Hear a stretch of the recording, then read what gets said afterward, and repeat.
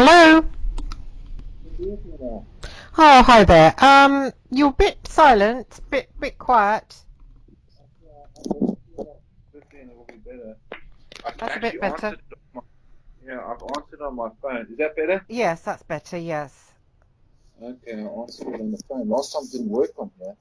Oh, Strange how it works sometimes on the phone and not. And I guess we've got a good connection this time. yeah, yeah. So, did you manage to read over the synopsis? Yeah, I did. I went and I read like the first couple chapters, Oh, I and can't then hear you very well. Sorry, a bit. It's a bit staticky. is it static? What about now? That's a Better if bit I take better. that. Bit better. Okay, I'll obviously just leave the headphones out. Yeah, I read the first couple of chapters and then I put it onto my phone and I had it like read out the text out loud. So I kind of was doing a bit of work this afternoon. I was listening to Android read it out. So I kind of captured a little bit. Most of the story I kind of gathered, and then at the end I lost a bit of attention what's going on. But I got kind of a lot of it into my head. Oh, I did you? know that it was quite detailed, so I didn't realize it was going to go on for so long. But the story was quite interesting, so parts of it were, quite captivating. And I understand your life a little bit better now. So it's like, wow, this is quite detailed life. How all the episodes that you went through, and the difficult childhood, and the adoption, and stuff like that. I was like, wow, you actually have had a few bumps and grinds there in your life, and some of the path makes sense with what you've been through. Yeah. Did you work out what the book was about? Because I've been writing it and it's weird. I've like had different versions published and then I've spent a long time on that, about like 10 years. And it's like I just can't stop writing it. It's like I want to get the like punchline or I don't know, it's weird that I can't Yeah, stop. it's kind of a mix between you're going into multiple areas. So at parts of the time you're like explaining your life story and a bit of your life story, how you came about, and some of the trauma that you've been through. Uh-huh. So it was a little bit about how you've had been traumatized and how you've maybe been initiated somewhat into like the dark parts of, I guess, like secret spying and, some dark occultic kind of things where you're meeting serial killers and then going undercover and working on Fleet Street. So there was a little bit of like initiation. It was kind of like your life story with a bit of initiation, and then sometimes we expanded on people themselves, Hmm. like the, the serial killers, and it sort of was almost novel-like at sometimes. We Hmm. were like going in to meet people, but it was just, it seemed like there wasn't one particular angle that you were going at. You had like multiple angles. Like sometimes you would go into the character of a particular person, and then sometimes you were trying to explain what was actually happening with you and how your life was impacted by certain events that you were going through. Hmm. So I couldn't I don't know how to like end it. Do you know what I mean? I don't know how to package it up, how to make it valuable to people. Like I mean in a way that would help them, you know? You need to sort of find a way to, now that you've got like your whole life explained and what's happened to you and how you've gotten into all of this.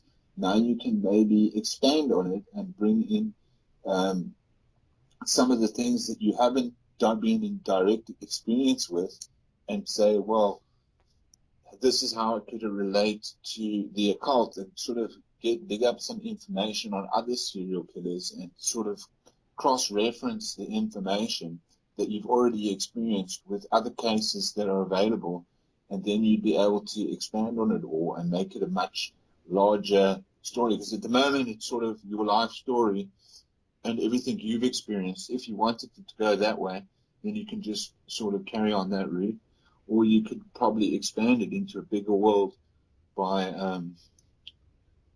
cross-referencing some of the information with other cases that have gone on, and I guess um, there was quite a lot going on in the book because you were in some cases with the IRA, some cases you were like a secret undercover agent. So there was some interesting bits and pieces there that were quite interesting that I think you could cross-reference. I can't think of exactly what to say right now, but definitely cross-reference that information with other stories and just say, well, this is how I experienced it, and this was what's going on in the next story, and tie stories together. Mm-hmm. Yeah, And that's right. how does that help other people though? It just sort of gives them a broader view.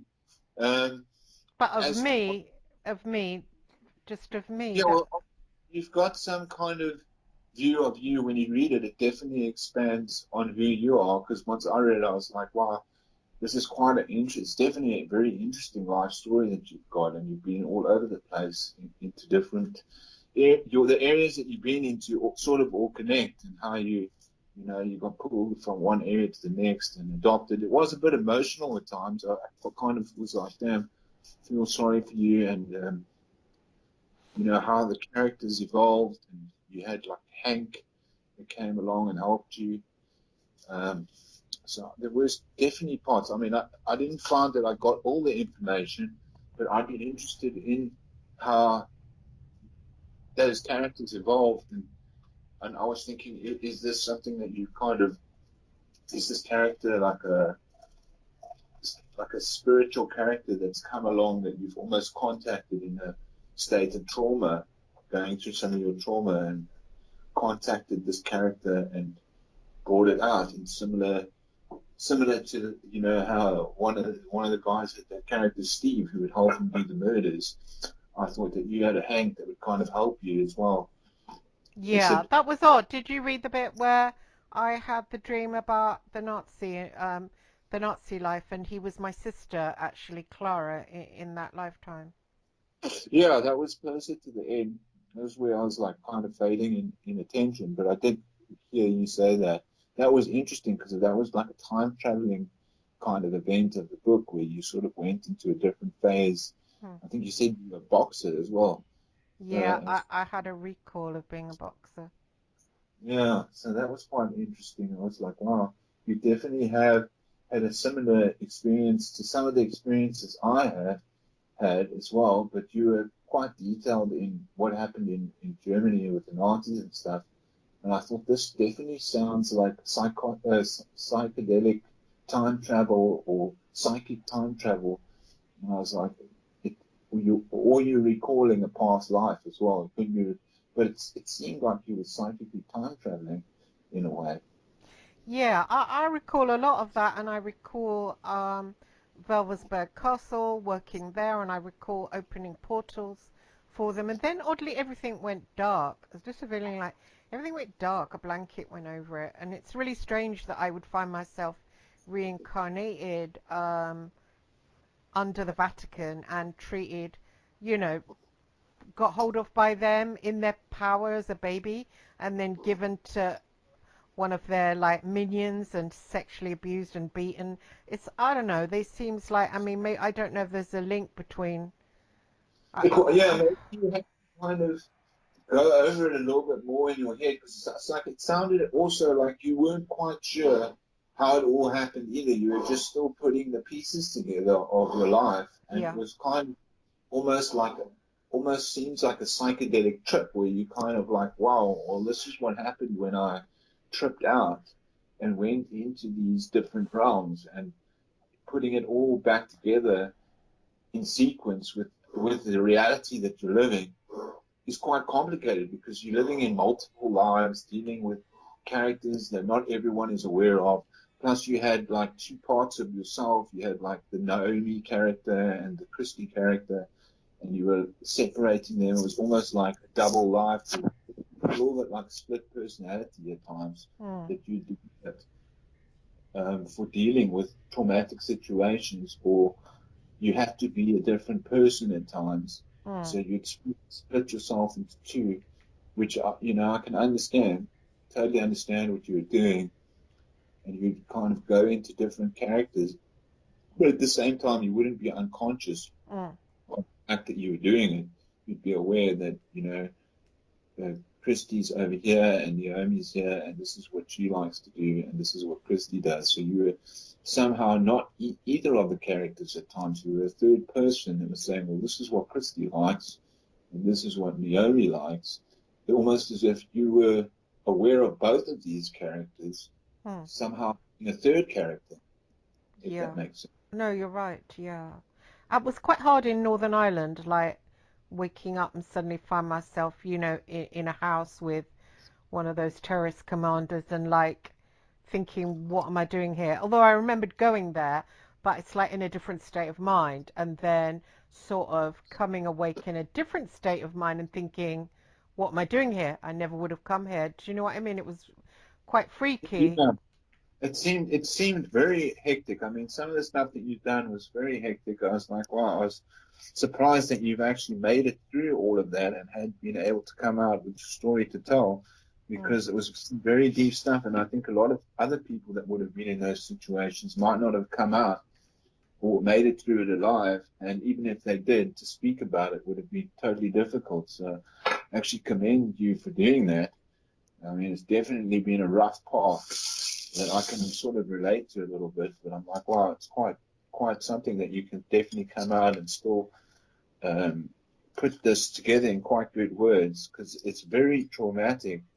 And these stories you wouldn't usually hear coming out, because a lot of people wouldn't be able to vocalize or to put it into literature. So the fact that you can do that is totally interesting, especially for anyone else who's had a trauma.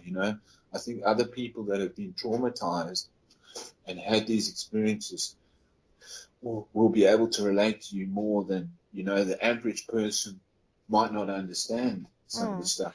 Well, Quite some people, like after I wrote In for the Kill, which was an earlier version of that, I had a woman come to me and say she thought I was a monarch, one of those slaves that have an altar that's used as a spy.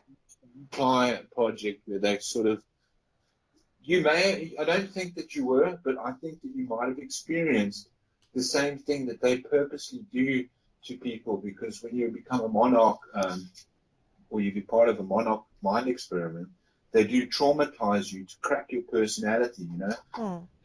And usually what happens in a monarch project is they crack your personality, or like shattering a mirror, and then they use part of that mirror to install a programmed personality, and then they use that personality, but usually the person is unconscious that they have that. Whereas in your case, you did this by yourself, and maybe you also had a similar. You cracked your inner mirror, and you were able to divide it in two. Except you were aware this wasn't hidden from you. In the one-off case, that mirror, part of the mirror that they would be using for the programming, the other person is totally unconscious of. Oh, I Which, see. I didn't know yeah, that. So I thought because maybe I was out with those IRA guys that maybe I was used as a spy. So that's not true because I wouldn't have been. But hang on though, when I was out there, I wasn't aware of that. I just knew that sometimes I was really okay with them and I was really like able to have sex and like, and then the next minute I I was like, oh, what am I here? And one of them said, the one I was sleeping with actually said, you're two different people. Did you know that? And I said, no, I didn't know that. And he goes, yeah, one's moody and depressed and boring, and the other's really exciting yeah, that and was of the RA, if I remember. RIA, right? yes, and it was only when I came back and Anna, it was a girl called Anna on Facebook, she read my book and said, you're a monarch. And I then started doing exercises of her and other women that have said they've been through that. And so I wrote it trying to work out, I gave her a name, I gave the stronger part a name. And so that's how I've written it like that. So I'm only aware of it in retrospect, actually. Yeah, it seemed like there is a relation to a monarch kind of cracking, like it didn't seem like you had been purposely made into that, but it seems to relate to it a lot, because it seems like you were traumatized and broken as a child, and you were broken into two pieces at least, and you left sort of when you were adopted. It sounded like when you finally gave up your family and you were adopted is when you decided that you were going to sort of rebirth as Christy and leave Naomi behind, but not totally forget her, and sort of create a character out of her that was more tough, your masculine side, maybe, because you related her to your masculine side. Although I do think that the Christy that I know does have quite a masculine side as well, um, but maybe more effeminate version. Maybe that the Naomi is sort of a lot more masculine than a different balance of masculinity and femininity. But it seemed like when she left, once you changed from Naomi to Christy, that you were saying that this is the tough girl. She's almost like a tomboy, but she's naughty and she's wild and she's not scared of anything, and she can go into all of these dark places quite easily. It's just And why don't you think that it's odd that there was the spying involved? Well, there was the spying and there was yeah, the agents. that did seem a bit weird that someone approached you for that job, but I don't know exactly how that happened to you, but I think it's because you had been interested in studying serial killers, and you kind of, someone thought, well, this girl's already been in quite dark areas. She's been and met some of the most dark characters, so she's actually quite comfortable getting into dangerous areas. And then I thought, well, that's probably why they approached you to do this, Oh, I is see. because you seemed like an ideal character because of your history. You know, Hmm. you'd already been looking close to shady characters. You weren't scared of getting close to shadows and dark and Hmm. sometimes death. So you would have been a character that would have been easier. Like a lot of women would have been like, no, I'm not getting close to Hmm. danger like I that. just I just thought it was weird because I know that James Casbolt used to talk about the Nazis, and he said he was mind controlled. Da da da. He had to grew up in an orphanage like I did, and then he said that there was some kind of, no, I didn't listen to all his stuff, but he said there was a link between the I, Nazis and I that. What? about him, but I remember listening to a show or two of his just to, I was kind of interested. I go through most of the things that come through. That was about 10 years ago, but I remember him having some military connection and talking about bases and, this. And he also used to talk about Michael Aquino's kind of psychological warfare. That would Mm. have been psychological warfare would relate to the Monarch programming. So he may have had that done, and that's when you would be going unconscious and waking up and not realizing what you've done because you've been in a psychological program and part of your psyche has been smashed. And, I think in your case, you did this yourself, but because of the trauma that you had as a child, because you went through some traumatic um, changes in your life from an early age, and also your mother was your mother and your mother made you sort of reject yourself because of your father. And these are the kind of things that also traumatize you in such a, it kind of relates. And what happened to you is how they actually learned to do these Monarch projects, is that they noticed that there were people that would split themselves up. And Mm. they've obviously noticed this in psychology and worked with people with multiple personality disorders and things like that. And they thought, well, if this is happening and it's a natural thing, how can we make it happen and use it to our advantage? Which is how a Monarch project would come about, is they're actually purposely making this happen. Hmm. But didn't no, I hear you, but didn't they say that Mengele was involved in it? And then how come I recall a previous life with Mengele sticking a needle into my cheek, and my sister Clara, who turned out to be Bianchi in this lifetime, my sister Clara was actually killed by him. She got wheeled out in a stretcher. I went in, I was putting up with the torturing, and then I grew up. I kept having the same flashbacks. I was stationed at Treblinka. I was working in the camp. I was a boxer for the officers. And then I moved on to Velversberg Castle, where we were that, is, opening. What? that is quite strange because Joseph Mengele was also in charge of the psychological warfare. I think they called him Dr. Green. Mm. So yeah, that is very strange.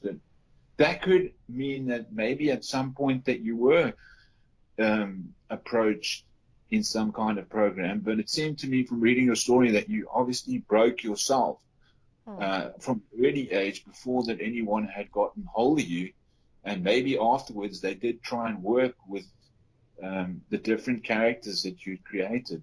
It's quite possible because later on, especially now, you are bringing up areas that do relate to the Monarch project. So there may Yeah. be a bit, there may be a bit of both. Maybe that's why you're not totally unconscious to your characters. Well, Um, I did. There was a girl on Facebook, and she said keep a notebook for your different parts. So I kept a little, and there was one. I think I kept four little notebooks, and there was one, and I called it Ice, and it was like a part of me that when I tried to see it, it seemed like it was just covered in ice. And when somebody said about that Aquino, and I do hate a lot of people in the truth movement and said, "Oh, you know Michael Aquino, you're in league with him," or some. This is what makes it annoying with those truther people. Somebody posted on Facebook about this guy and said he created these programs. And so I emailed him. Obviously, I'm a fucking journalist. I was thought it happened to me. Of course, I'm going to email someone like that. Do you know what I mean? So I emailed him, got a sort of short response, and then I had that experience when I sent the email, and suddenly I was going to sleep, and I had a rabbit in front of me, and it was really strong. It was so strong, and I thought, what the fuck? Have I petted a rabbit, in a shop, and now I'm recalling it or something, and yeah, then funny, it shot. rab- What? rabbits sort of relate a lot to time travel movements. So I've also had a very strange experience with a rabbit, a 6 foot tall rabbit. But rabbits, obviously from Alice in Wonderland, and rabbits have always been used for a kind of time warp or portal because of the bunny hole or the rabbit hole.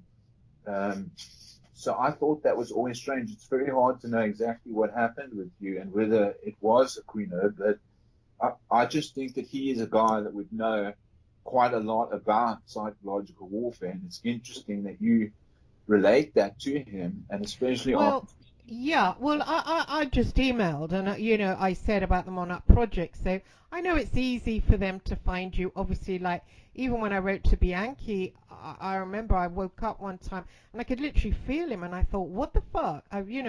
Basically, okay, the letter would have reached him by then. But I thought, how come he's here astrally? And they can do that. Do you know what I mean? As soon as they get your energy, they can come to you. I mean, I can do it myself.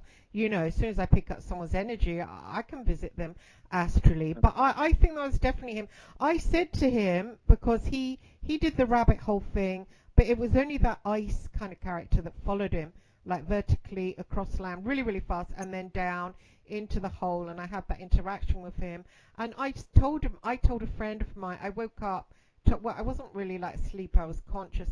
I told a friend of mine, and a friend said, "Oh, that's the interview with him that you wanted." And so I thought, well, I'm gonna like ask him. So I said, "Is that you?" And I told him the experience, and he sent me a link to that song, the Alice in Wonderland song by Jefferson Airplane. The White Rabbit song Yes, that they yes, do. Yeah. And he yeah, said, "Oh, I'm going to have to ask them to change the lyrics to include our little adventure underground."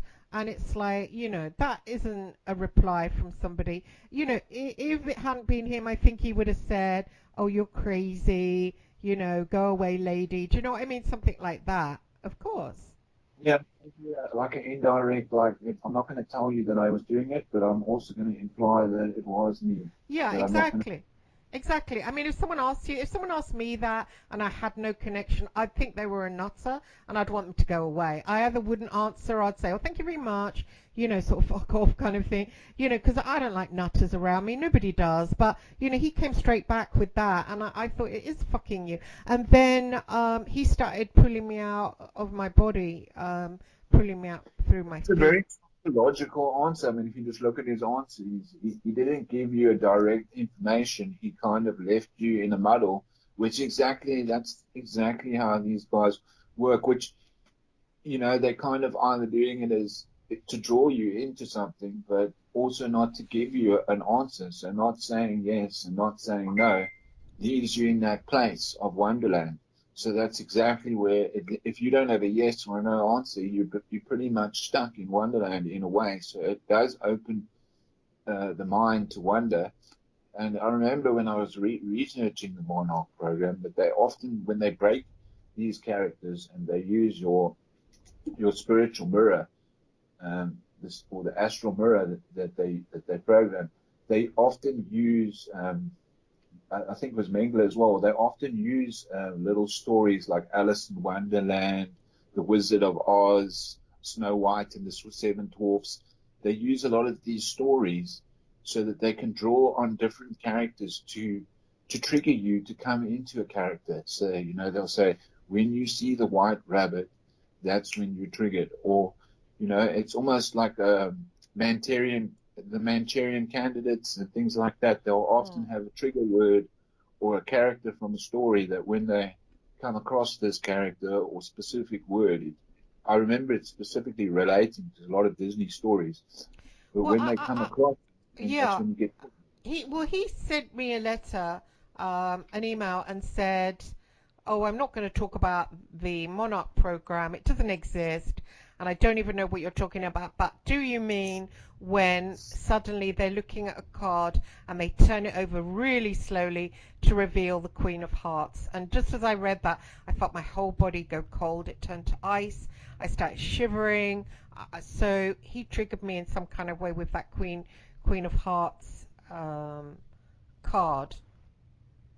And that's Yeah, Alice, of course. Queen of Hearts is Alice. how it works is that there are little characters from these stories, and it could be different for a lot of people, but it could be the Queen of Hearts, it could be a rabbit, it could be like Tweedledee and Tweedledum, Hmm. but whichever character it is, they find the trigger, and that can cause you to go from one psyche to the next. So whatever, depending on how your psyche has been broken up into different, like if you imagine a mirror that's been smashed, and the mirror now that's smashed is broken into multiple parts, or Hmm. sometimes just two parts Hmm. or three parts. Now, those will be individual characters.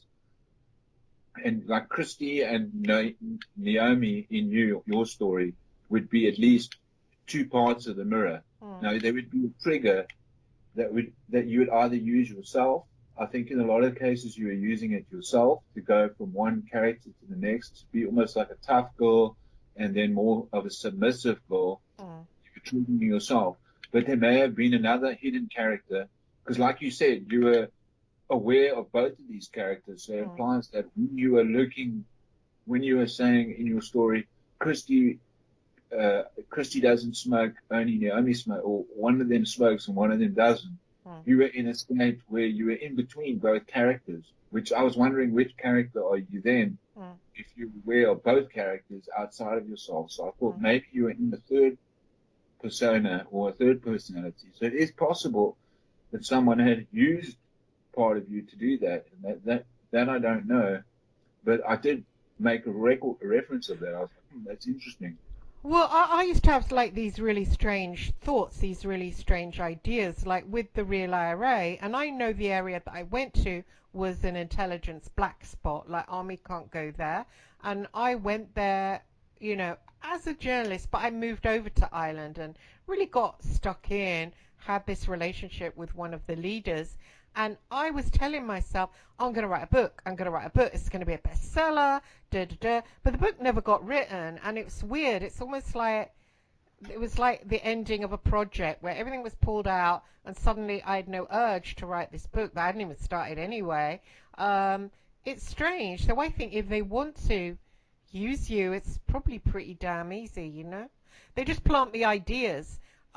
You're going to write a great book. It's going to be a bestseller. You're going to be so rich. And off I Yeah, went and the dug sort in. of drive to give you some drive to keep in your work. They're like, okay, I'm doing this and that, and I'm working in Yes, yes. areas. eventually it pays off because I'm going to write this book, and it ends up with me being. So they could use that as some drive for you to actually keep going.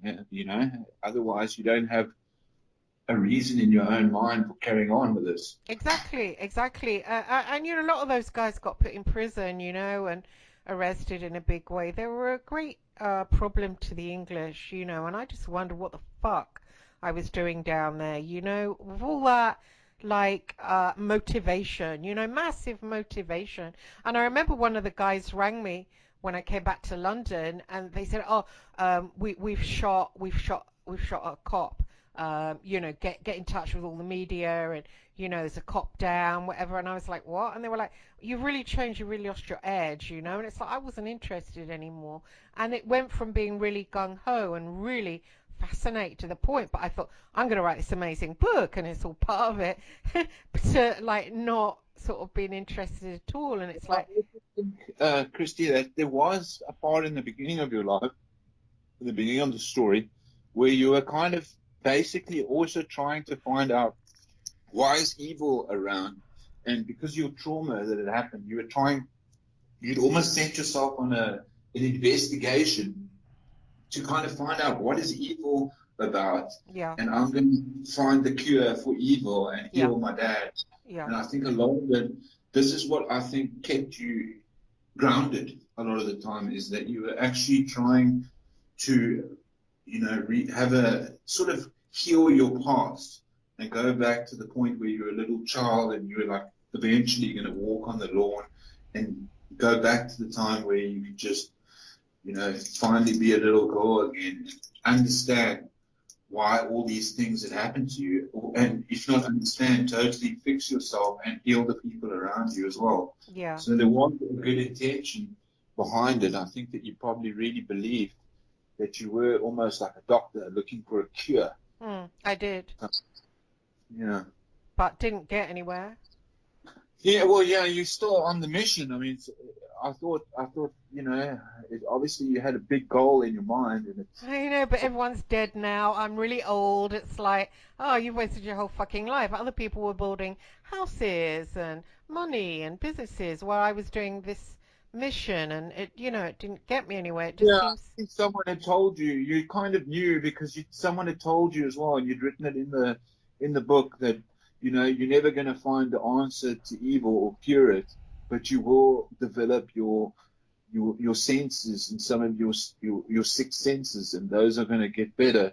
And I think that ultimately, I mean, you're never going to cure evil from the world, because that's obviously something that's been set here by purpose. And I think mm, that maybe what you're going to end up doing is sort of understanding why there is evil or why there is dark in the world. And that's probably going to turn out to be your mission, rather than I'm going to cure the whole world of evil, which was, that was a very big goal, almost Jesus-like goal to come here. And like even Jesus couldn't really fix evil in the world. He had to kind of just explain it and sort of be innocent in its path. And I think that's probably the route that you're on now, is understanding that we can't actually heal evil overall, but we can kind of change our perspective to it and change the way that it affects us. yeah, you're right. You're right. Yeah, I guess, yeah, it was really quite a big, yeah, you're right. So it wasn't like writing a book, really. It was that looking to try and find out what evil is, and like evolving and shit like that. But I'd like to find out the link with the Nazis. I'd like to find out what was going on with them, and why they were opening portals, and what was happening with those portals, and what was happening with the Jews, and what was happening in that war, and I don't understand that. And it almost feels as if now I mean, people were saying there's a war on the Europeans and da da da, and I don't know, I can kind of feel that that's probably going on. There's almost like This and is it, a what? serious. I mean, I've looked into some of the stuff that they were doing. They were so secretive, but those projects were going on. That's almost like a Superman project. That somehow it's like kind of like the Superman project, where they're psychologically training people some departments were doing like the physical Superman, some of them were doing the psychological Mandarin candidate kind of thing. And what you're talking about relates definitely to that, like Mandarin candidate. And it just seems like, okay, well, maybe you had, for you to have all these visions, it seems like somehow you must have been involved with someone who was aware of this information, because you weren't obviously reading up. It didn't sound like you were at the time investigating it. So where would the information come from? Yeah. Oh, I see. Like the boxing. You think that was maybe part of it? Yeah, well, that it seems like that was definitely that was a masculine part of your character. I thought, how unusual that there's a woman here. Maybe this was part of your masculine training, that they wanted you to be. I mean, you were working almost like as a feminine character at one, submissive, sexually sort of a submissive feminine. No, I Um, was a man. I was called Hans. I was definitely a man. I was called yeah, Hans. maybe this had to do. You may have done. They may have taken you into some um, virtual program where they could train you to be a man, and that was the character. Like almost you were put into an a game, like a virtual game in the astral, where they could train you as a man so that you would be very tough as a woman. And, almost like a psychological programming that happens in the astral or the dream zone, where you could wake up and be like, I've already been a man. And in some cases, you would totally have the memories, and this would make you very tough. So Mm, this would bring out your tough side. And I think that that's something that Naomi, your other character, had. mm, So I think the Naomi side of you would be more aware of the information. mm. I Um, kind of I kind of think that I was back there in Treblinka. I remember eating meat, and when I was eating the meat, it wasn't proper meat, and it was, and I said to the person next to me, "This is shit. It's organs, pig organs." I spat it out, and he said, "What's the matter with you? Did that fall in the boxing ring? What's the matter with you?" But I was me, but looking out of his eyes, but I was yeah. The thing me. is, you were experiencing this in the 90s, right? This was in the No, no, no, 90s. no, no, no. This is just about a year ago. Oh, right. Yeah. Well, this then it obviously relates. Like if you're somehow Christy or Naomi, and also somehow in the Nazi time, then it relates to some sort of time portal or time programming where you're your body's here and you're here, but some part of you has been sent back to the 1940s to either experience something or having a sort of like a flashback, which is something that happens with psychedelics. So you're having these flashbacks to 1940s, which somehow feels or is similar or related to some kind of time travel, but just not physical time travel. It's almost just of the mind. So why am I doing that then? I think that that might have been part of something. It either connects you astrally or spiritually to those times, and you could say you were actually a man that lived in 1940s and your name was Hans, and you kind of lived as that character before you were reborn as a woman, which is possible. Or they may have used this, some kind of wizardry or witchcraft, to make you a stronger woman when you were part of going through, when you said you went to the when you first went to the island, I think, and you had to go and lie, and you felt traumatized your first night. I think for sure that I was back there as a man. I just get little flashings. I have flashings of being a boy with Clara. I had flashings of her dying when after we were tortured. We had weekly tortures. I think she might have been a twin. And Yeah, then well, basically what I'm saying is either the two options are that you could have actually been reliving a life that you once lived and you were a man, or at some point of your life, because of your psychic adventures and astral traveling, you somehow time traveled to that point and experienced it as a life whilst being physically present in your life. So while as a woman, you literally went back and experienced these things of either you or you at least were so involved with that time portal that you have the experiences from you basically came back with the experiences as memories. And that's also possible. That's more related to psychological programming and the Monarch, and the other one would be total spiritual reincarnation. So one of them is reincarnation, the other one is time traveling psychics. Oh, I see. So I don't understand that. So time traveling, if it's the time traveling psychic, so was I Hans or I wasn't really Hans? You probably were Hans to the degree that you went back and actually were inside of him, and in another timeline, you were him in whenever this happened. Say in the 1990s, whenever your trauma was going on and you were involved. I'm just thinking that you may have been involved in a project, just for argument's sake, say that there was some sort of Monarch project that during the breaking or the installing of the trauma, that you would have actually went back and been inside of another person called Hans, so much so that you would have been him. But while you would have been in two places at once, you would have still been Christy or Naomi in this time, and in that time you would have been Hans. So you basically existed at two different timelines at the same time. But while you were totally Hans, you weren't aware of what was going on in Christy and Naomi, which means that Hans may have been in you. Oh, that's so fun. That's really, you just creeped me out. That's creepy. He was, Yeah, so almost like a swap. oh, Well, this kind of very strange situation, which that's what would happen in some of these projects, is that if you're living a life in 1940s, while you're alive in this world, then where is Hans? And is he in Christie or Naomi? So that's not necessarily what happened, but that's just something that you could think about. yeah, yeah, and where, if I'm in Christine, where's Naomi anyway during that time?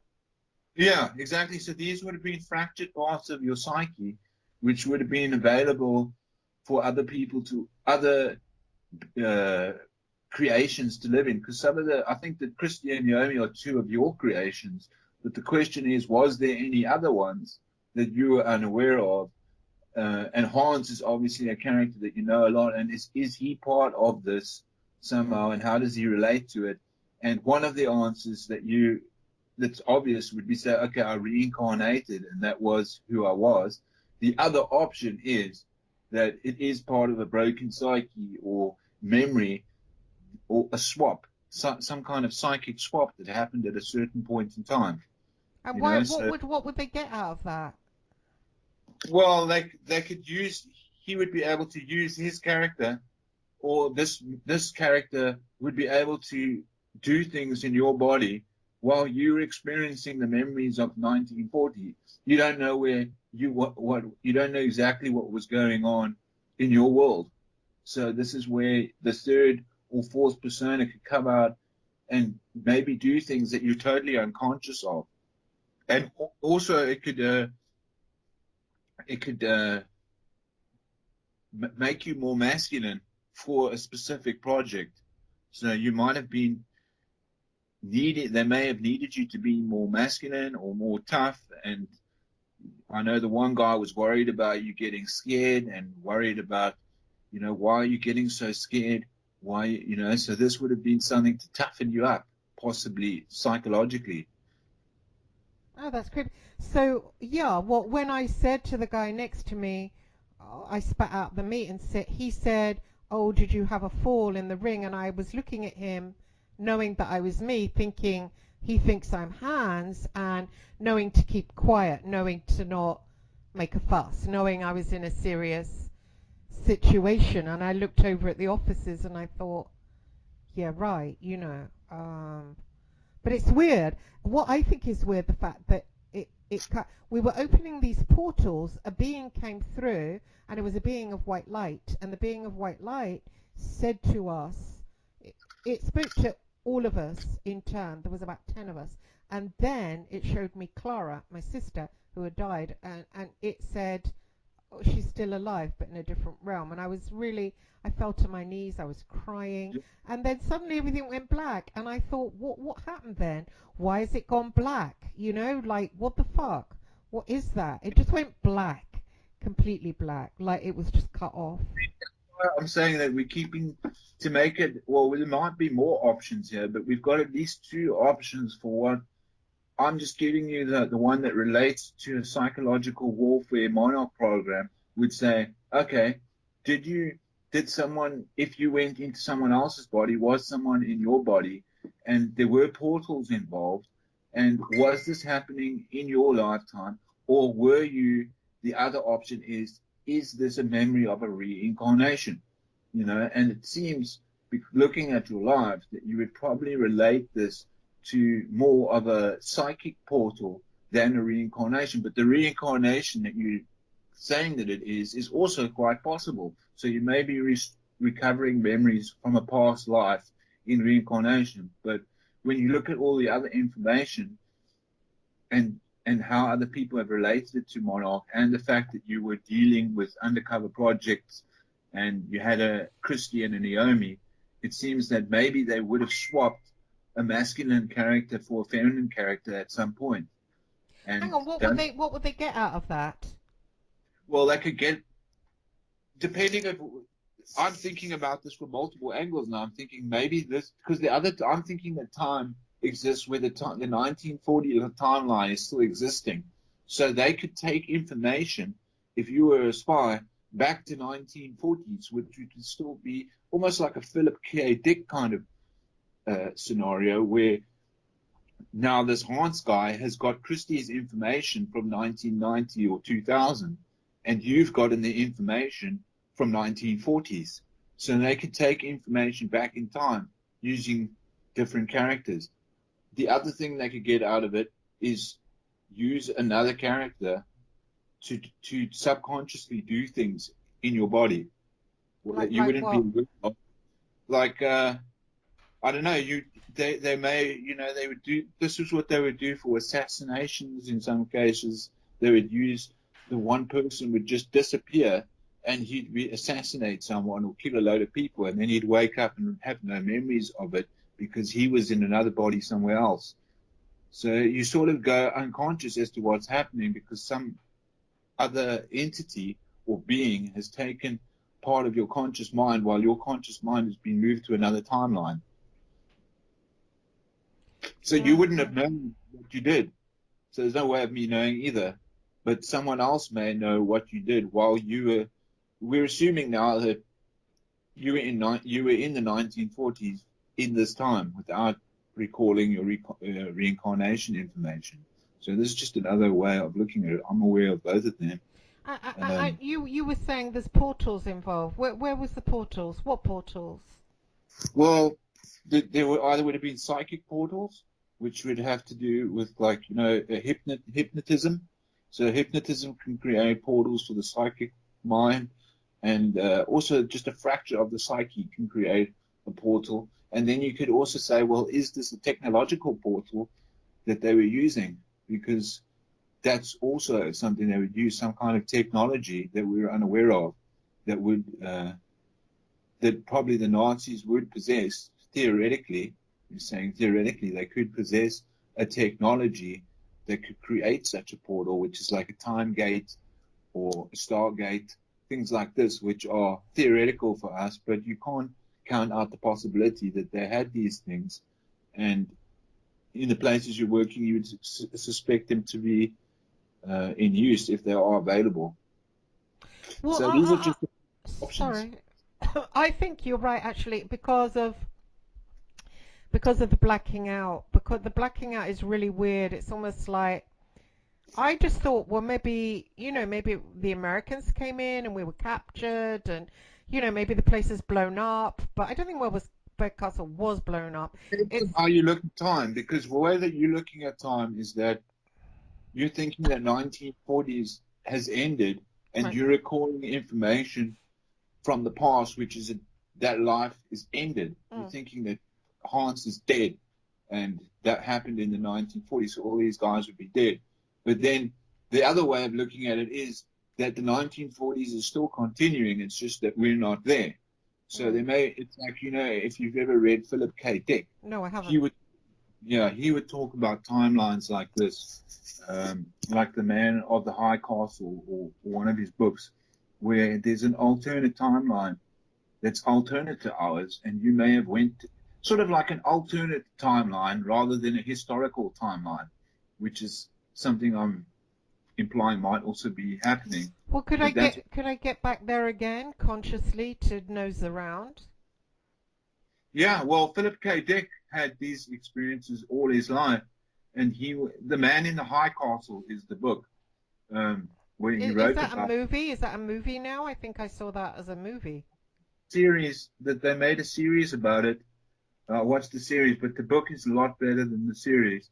I've read a lot of Philip K. Dick, and Philip K. Dick had all kinds of these experiences. And what's interesting about him is he wasn't using any drugs. The only drugs he was using were drugs that you would get, legal drugs. So he would have always these kind of situations, and he was also investigated by the government, and he had a strange paranoia. But some of his ideas have obviously been used to propel science and science fiction. He was one of the best science fiction writers of his day. And were the Nazi involved in? Not totally involved. He was in a timeline where the Nazis had actually taken over America and were running, the Chinese and the Germans had taken over America. And he went to that timeline where America was being controlled by Germany and China, and it was sort of in the future. And he was convinced of this while being in the 1970s. So he was there during the 1970s. In the future, he traveled to a place where not the Nazis and the Chinese had taken over America, and they were living there, which he didn't call the past or the future. He called it an alternate timeline, which was running parallel to this timeline. Wow. I mean, Pretty confusing stuff. I yeah, it mean, is because how can it be alternative? We're not all on it, experiencing it. If we're on this if timeline. you imagine history, because you're looking at history as one single line that Mhm. goes back to the beginning.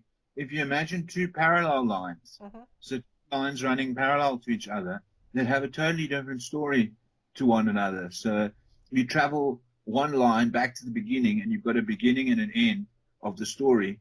But then if you look at another line, it's got a totally different present, a totally different past, and a totally different future. So you got these two lines that are running. So you could be present on one line, and the present that's happening parallel to that present is in a completely different place, if that makes sense. Yes, it does. So Yeah. fucking odd. I did think, yeah, I think you're right. Actually, I don't think it's a reincarnation. There's something about it, and just something the way it pinches off. You know, it just pinches off, and it was about that Yeah, I don't entity. think you or anyone else, but that's the other. It's quite likely that there are parallel lines, and there isn't just one line of a present, but even the present here, there may be a present just opposite or parallel to us that's experiencing completely different things. And this also relates to the spiritual world. So some people that look into the spiritual world see totally different things in the present that we can't necessarily see in our own real time. And you have to say, well, is it really spiritual, or are you looking into alternate? It's a fine line between the Mm-hmm. spiritual dead world and alternate timelines. So this is where it gets really tricky. So what were the Nazis doing? I mean, who was that being that they were calling through, and how come that isn't written down? I mean, why isn't that written down what they were doing? I mean, Well, who? some of it is recorded, but it was very secretive. I mean, there's some people that go like very in depth. The one guy that I researched a little bit, Joseph P. Farrell. He's a guy that you can find on YouTube. I follow him quite a lot, and he speaks about the Nazi doll, which was almost like a time traveling device. He doesn't really say that, but he goes into quite detail about what they were doing and why they were keeping it secret, and how they had developed some kind of anti-gravity.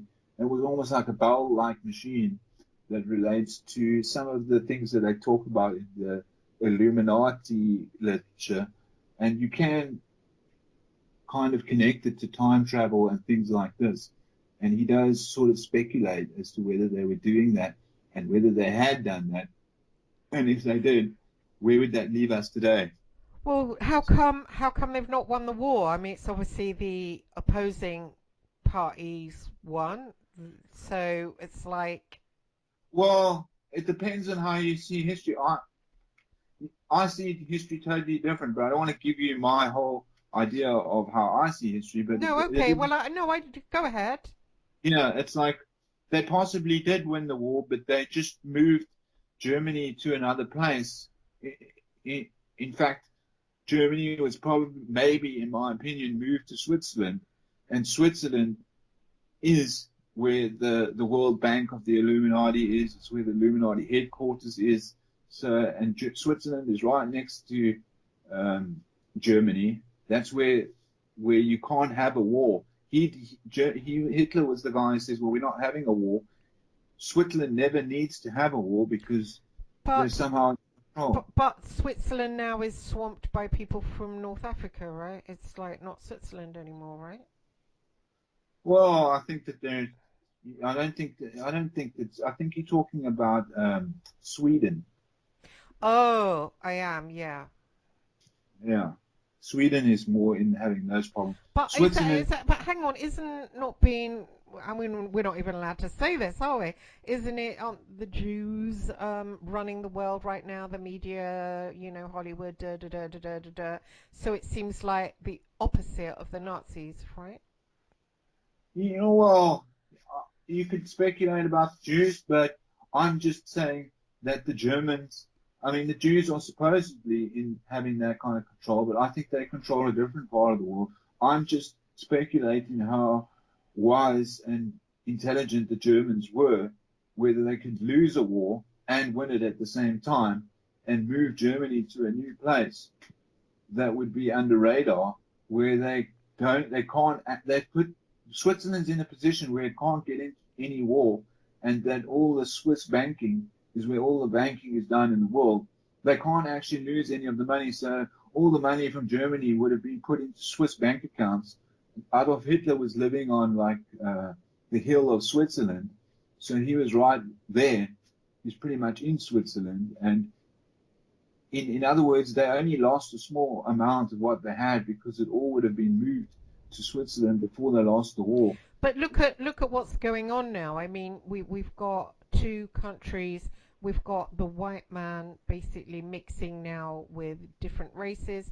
So probably after a while there won't be any white man. And wasn't Hitler very into preserving that, that Uh, Aryan? According to what we've been taught, we don't actually know what he was really into, and I don't think he would want us to know. Obviously, it's real secrets, but one thing you do know that he was into as well is he was into creating a super race, Mm. and they're not really interested in whether you end up white or whether you end up black, as long as that their ideas are carried along. I mean, they don't mind. I'm sure that they don't mind. So this is an idea of language and psychology, and they don't really care whether. I don't think that was totally important. We make it seem like, oh well, the white people are. I think they don't mind which body that they end up in, as long as they're thinking the same thoughts. Hmm. If it's a psychological agenda rather than a physical agenda, but obviously they want the strongest species, and if they can mix species, which they were wanting to do, so they could mix in the black race, some of the Jews, they could mix in the cleverest people. They wanted to get the cleverest people in the world, the strongest people in the world, whether they were black, white, or Chinese, whether they wanted to get into a cross relation between super intelligence and super strength. Hmm. So incorporating the black people would have been an intelligent thing to do, as long as that they're on the same page, you know. Hmm. So that's how I think they were probably thinking about it. But if you think of it from a racial point of view, then you go, no, well, they wouldn't want to do that. They just want to kill them because they're black. But that's not totally intelligent to do because they Mm. had an agenda. And black people physiologically have a very good physics. They have very good physiology, a good Mm. anatomy. They're quite strong. So I would imagine that they would want to be keeping some of that because it's useful for strength. And I mean, this is why Didn't he hate Jews? And surely, if the Nazis were still going, I don't they, think he hated Jews just because they were Jews. He hated the way that the Jews psychologically were controlling the country. So it wasn't the fact that they were Jews. It was like the fact that the ideology of the Jews. So right, the Jews had specifically agenda, and they were called the Jews, and he hated the agenda, and he called it the Jews. But he would be happy. I think they said that his grandmother was a Jew, so Hitler was sort of related to Jews himself. But I think he was more against the ideology of the Jews, which is controlling it through the ancient texts of ancient Jewish texts with what they were following, and he wanted to change the the way that the narrative went according to some of the stories that were in Germany that they had found on ruins and things like this. So he'd come up with a new line, a new like a new timeline to follow. And the fight that they were having was really what is going to happen, who should be controlling this, and who's more intelligent. And at the time, the Jews were the intelligent people sort of controlling the finances in Germany. And that's what he had a problem with. It wasn't really, it wasn't a genetic thing, in other right. words. Why do they make that out then to the rest of us in the history books?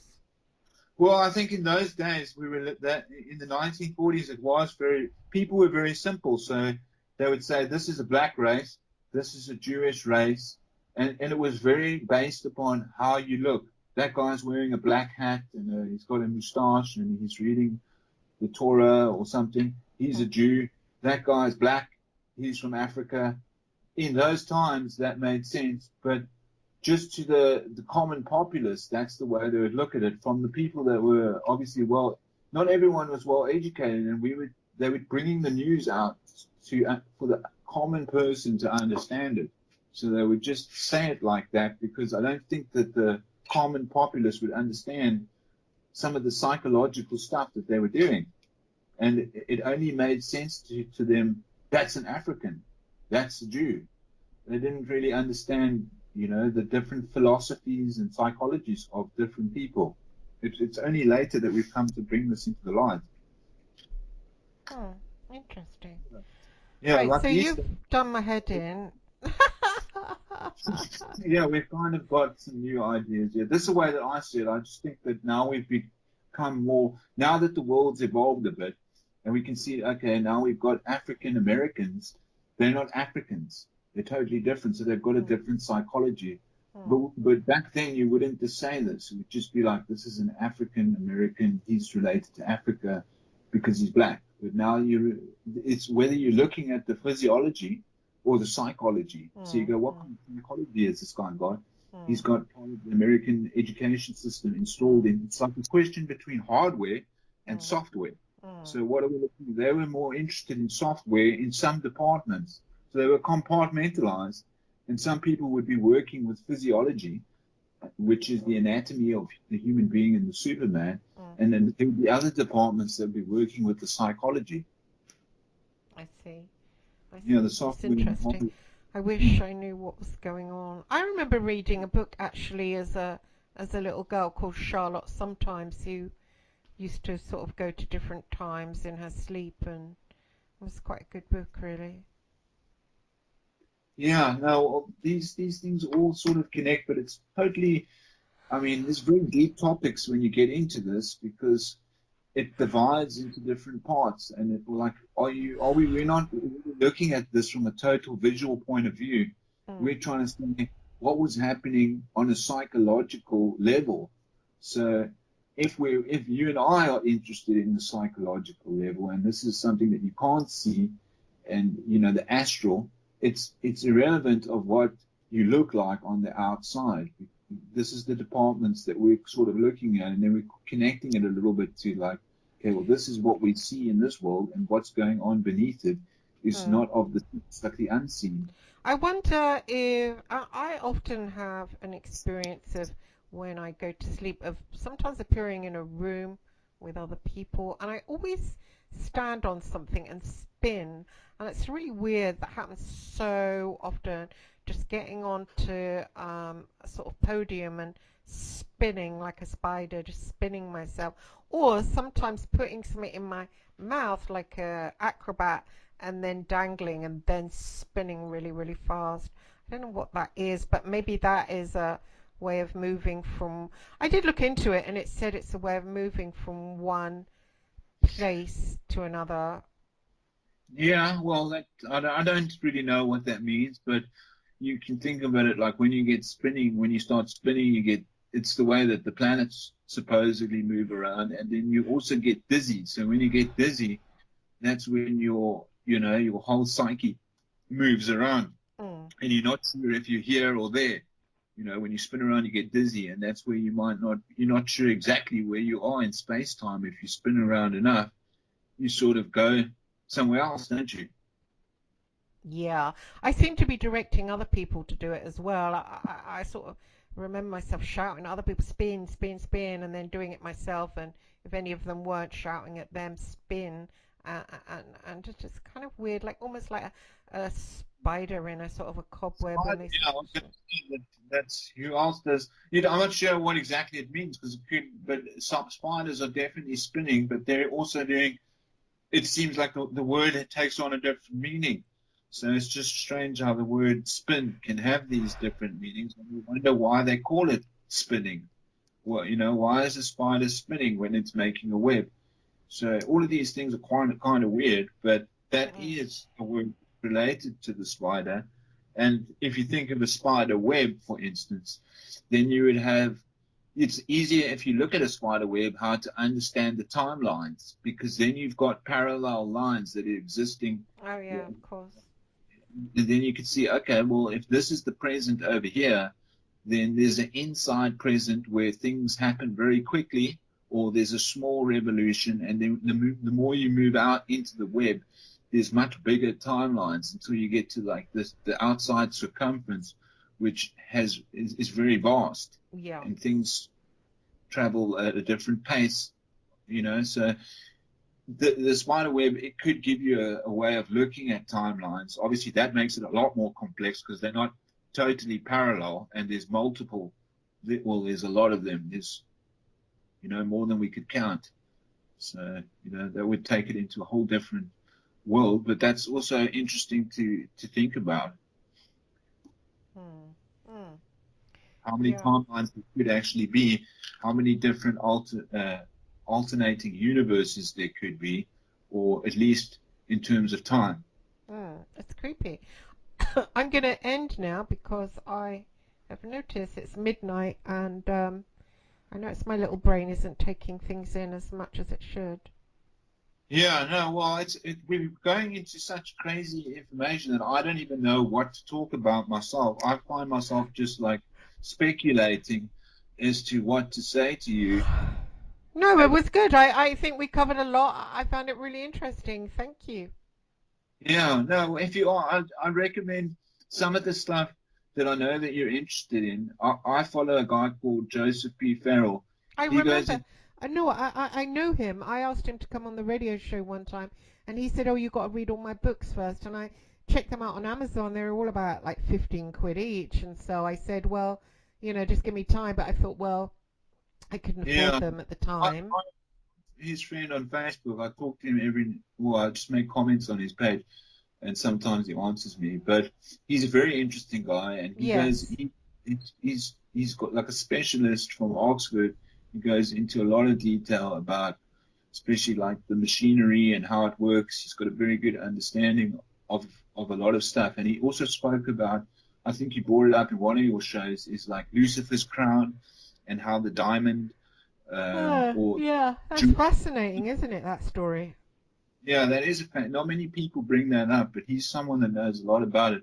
I Oh. found Yeah, I've heard him listen. One of the shows I was listening to, he was going into it, but I never got to finish it. But I'm always looking for more information about that story because Lucifer's crown and the diamond that fell down, or the jewel that fell out of his crown, and where it landed on the earth, and how it relates to Egypt and some of the stuff that happened there. I found it quite fascinating. So I'm also wanting to dig up some information on that. But he's the one guy I've ever heard brought it up and went into quite a bit of detail about it. So. Who, Joseph Yeah, Farrell? yeah. Joseph Farrell went No, no. Do you mean, well, the guy that came on my show, who was talking about Lucifer's Crown? He lives in the exact spot. He's the director, the film director of a Nicolas Cage movie. which So was it that they said it was? I mean, I think that Joseph was saying that it was somewhere in Egypt that this well, no, I genuine. think it happened. This guy, I'll send you the YouTube anyway. He came on my YouTube.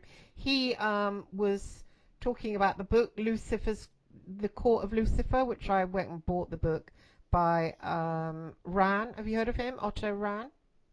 I haven't heard of him. Well, Hitler sent Otto Rand off to find the crown of Lucifer and the stone, and he went off to the Pyrenees.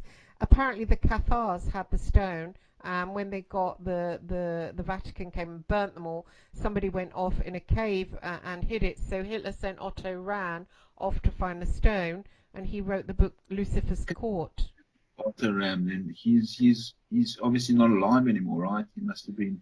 Yeah, no, he's dead from back then, and he went out in the wild and he just died. They called him the Man in Black. I've done a radio show about it. It's called The Man in Black. If you look on my channel. Okay, I'll have a little fish for that. That sounds interesting.